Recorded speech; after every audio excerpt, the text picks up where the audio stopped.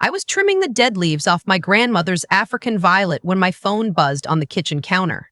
I almost didn't look at it. I was in the middle of something, carefully pulling a browning stem from the base without disturbing the roots, and my grandmother was sitting 3 feet away in her rocking chair, telling me for probably the 4th time that week about the summer she met my grandfather at a county fair in 1971. I loved that story. I never told her I'd already heard it 100 times. The phone buzzed again. I set the plan down and wiped my hands on my jeans. It was a text from my mother. Just one line. Lena and I are heading to Costa Rica. Already took care of the savings account. Don't wait up. I read it twice. Then a third time. The little smiley face at the end is what got me. Like she was telling me she'd grabbed milk from the store. Like it was nothing. Like the savings account wasn't something that belonged to my grandmother, who was sitting right there in her chair, still talking about the Ferris wheel, and how my grandfather had won her a stuffed bear that she kept for 30 years until the stuffing went flat. I put the phone face down on the counter. "You okay, sweetheart?" my grandmother asked. She'd stopped mid-sentence. She could always read a room, even now at 81. "I'm fine, Gran," I said. "Keep going. He won you the bear. What color was it?" She smiled and kept talking. And I stood there nodding, watching her hands move in her lap while my heart did something strange and cold in my chest. Because what my mother didn't know, what she couldn't have known, was that I'd been to the bank 4 days ago. Let me back up. My grandmother's name is Evelyn, and she is the kind of woman who still handwrites thank you notes and keeps a spare pie in the freezer in case company drops by. She raised 3 kids on a teacher's salary after my grandfather died young, and she did it without asking anyone for anything. When she finally sold the house in Ohio and moved into her small place here in Tennessee to be closer to family, she had one asset that she protected her entire life, a savings account that she and my grandfather had built together over decades. Just over $200,000. It wasn't a trust in the legal sense, just an account she'd named her children as beneficiaries on, with the understanding that it was meant for her care and then to be split evenly after she was gone. My mother is the oldest. Then my uncle, who lives in Colorado and calls twice a year. Then my Aunt Bev, who's the kind of person who shows up when things are hard and leaves when things get easy. My grandmother had given my mother limited access to the account years ago. Not full control, just the ability to help pay bills if Gran ever couldn't. It was a gesture of trust. My grandmother trusted her completely, so did I for a long time. I'm 29. I work as a paralegal at a small family law firm, which means I spend most of my days reading documents that people signed without fully understanding them, watching families argue over things that used to belong to someone they loved. It gives you a certain kind of education, the uncomfortable kind. My mother and her girlfriend Lena had been talking about Costa Rica for about 2 years. Not the vacation kind of talking. The move there permanently kind. They'd been looking at properties online, watching expat YouTube channels, learning conversational Spanish from an app. It was fine. People move. People make choices. What wasn't fine was the way my mother had started acting around my grandmother in the months before. Overly sweet. Showing up with flowers, sitting with Gran for long Sunday afternoons, asking lots of questions about the account just to understand things, she said. Just so I know how to help if something happens. My grandmother thought it was beautiful. She told me once, over the phone, that she thought maybe my mother had finally slowed down enough to appreciate what mattered. I didn't say what I was thinking. I'd been watching my mother's browsing history once. Not snooping. I was on her laptop looking for a document she'd asked me to print, and I'd seen a tab open to an international wire transfer FAQ. She'd minimized it fast when she walked in. But I'd seen it. I didn't say anything then either. I told myself I was paranoid. I told myself this was my mother and she wouldn't. 3 weeks later, I found the transfer confirmation in her email. She'd forgotten I knew her password from a trip 2 years ago when she'd asked me to check something for her. I wasn't looking for it. I was searching for an old photo she'd said she'd emailed me and never had. There it was, in her sent folder. A confirmation of a transfer request. Pending. Scheduled for the following week. $204,000. Destination. An account I didn't recognize. I sat in my car in the parking lot of her apartment complex for a long time after that. It was a Tuesday afternoon in March, and the sky was doing that flat gray thing it does before rain, and I kept reading the numbers on my phone screen, like they were going to rearrange themselves into something that made sense. Then I called my grandmother's bank. Here's the thing about being a paralegal. You learn very quickly that family member with access and account owner are not the same thing. My grandmother was the account owner. My mother had access but not unlimited authority, and specifically not the authority to initiate a transfer of that size without my grandmother's direct written consent, and, per the account agreement, a mandatory 48-hour review period that the bank was supposed to enforce. My mother had clearly been working on this for a while. She knew the review period. She'd scheduled the transfer to go through on a Wednesday, which is when my grandmother had her weekly hair appointment and was reliably unreachable for 3 hours. I called the bank and asked to speak to a branch manager. I explained that I was my grandmother's granddaughter, that I was a legal professional, and that I had reason to believe a transfer was pending on the account that my grandmother had not authorized. I gave them my grandmother's account number, which I knew because Gran had given it to me years ago in case of emergency. They couldn't confirm anything over the phone without proper authorization. I knew they'd say that. I said thank you and drove straight to the branch. It took 2 hours. One very patient branch manager named Carl and a phone call with my grandmother, who, bless her, was remarkably clear and sharp when she needed to be. But by the end of that afternoon, the transfer had been placed on hold pending a formal review. My grandmother's account access settings had been changed so that no transfer over $1,000 could be initiated without her in-person signature, and Carl had given me his direct line. I did not tell my mother any of this. I went home, made dinner, and watched a documentary about penguins. I slept fine. 4 days later, she sent me that text from the airport. The next 48 hours were quiet in the way that a held breath is quiet. I went to work. I visited Gran. I watered her African violet. I did not check my phone every 5 minutes, except I absolutely did. My mother texted again from what I assumed was Costa Rica, just a photo. Blue water, white sand, Lena in sunglasses with a drink. No caption. The kind of photo that says, look at what we have without saying anything at all. I liked the photo, that one hit that saying anything at all. I liked the photo. I wanted her to feel comfortable. On Thursday evening, I got a call from a number I didn't recognize. I almost let it go to voicemail. It was my mother. Her voice was different. The vacation warmth was completely gone. What was left was something thinner, tighter, like a wire pulled too taut. The account, she said. No hello. Something's wrong with the transfer. The resort is saying our payment didn't go through. I was sitting on my back porch.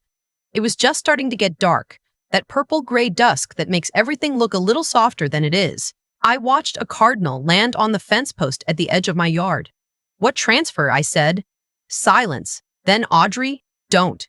I had to remind myself to breathe slowly. My instinct was to say everything, to tell her I knew, I'd known for weeks, I'd seen the confirmation email, and I'd sat in that parking lot, and I'd spent 2 hours at the bank, and I had Carl's direct number in my phone right now. I wanted to say all of it. The version of me from 5 years ago would have said all of it, probably crying, probably shaking. Instead, I said, I don't know what you're talking about, Mom. Another silence. Longer this time. The savings, she finally said, and her voice had dropped low in a way I recognized from childhood. The tone she used when she was trying to walk something back without admitting she'd done it. Gran said she wanted to help us get started. She said we could use some of the savings to set up the move. I was just following through on what she wanted. I looked at the cardinal. It hadn't moved. Did she put that in writing? I asked. The silence this time was different. It had a texture to it. She's 81, my mother said. She doesn't need to put everything in writing. She's my mother. She's also the account holder, I said, and the bank has a record of what authorizations she's given. I heard Lena say something in the background, her voice muffled. My mother's voice dropped lower. What did you do? I made sure Gran's account was protected, I said, like she asked me to. That last part wasn't entirely true. My grandmother hadn't asked me to do anything. She hadn't known anything was wrong. But she would have asked if she'd known. I was certain of that. That was not your money to protect, my mother said.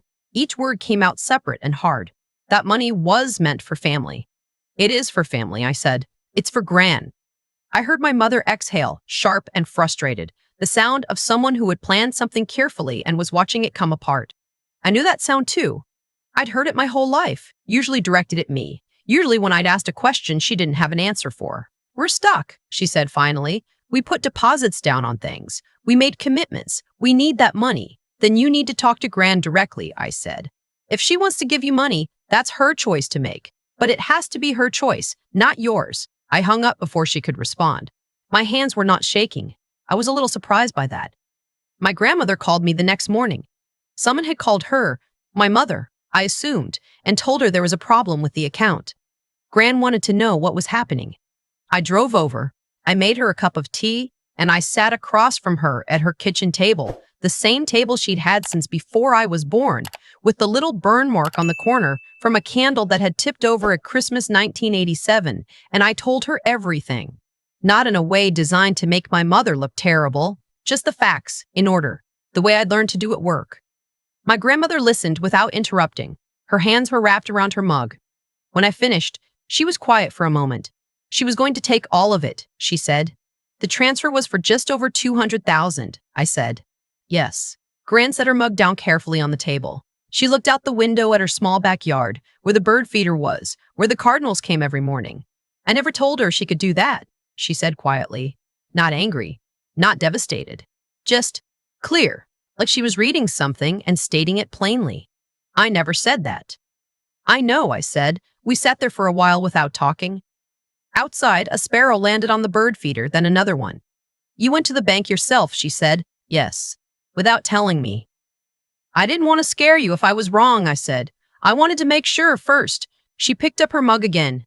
Your grandfather would have liked you, she said. He was like that, quiet until he was certain. I didn't know what to say to that, so I just sat with her for a while longer, and eventually I washed her dishes and drove home. My mother and Lena came back from Costa Rica 11 days later. The deposits they'd put down on things, a lease on a furnished apartment, a membership at some expat community club, a down payment on a car, were apparently non-refundable. I don't know the full extent of what they lost. My mother didn't tell me and I didn't ask. She did not apologize. Not to me. I hadn't expected her to. What surprised me was that she apologized to my grandmother.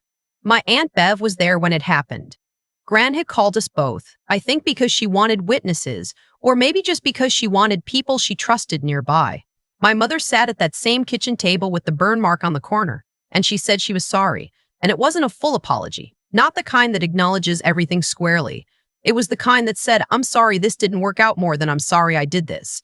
But it was something. My grandmother accepted it in the gracious way she accepts most things, with quiet dignity and without making the other person feel small, even when they probably should feel a little small. Afterward, in the driveway, my mother stopped next to my car. You should have told me you knew, she said. I thought about that for a second. Would it have changed what you did? She didn't answer right away. A car went by on the street. A kid on a bike. Somewhere nearby, someone was mowing grass. Probably not, she said finally. Then it wouldn't have mattered, I said. She looked at me for a long moment. I couldn't read her expression exactly.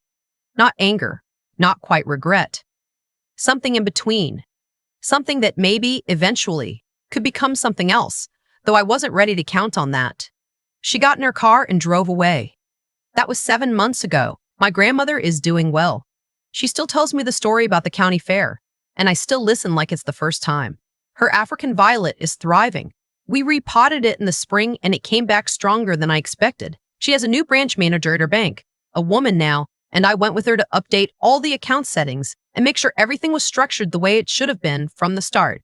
My mother and I talk occasionally, not often. The conversations are polite and short, like two people being careful not to step on something fragile. I don't know if that will change. I used to think I wanted it to change more than anything. Now I'm less sure, and I think that's okay. Sometimes you have to let go of the version of a relationship you always imagined and accept the shape of what it actually is.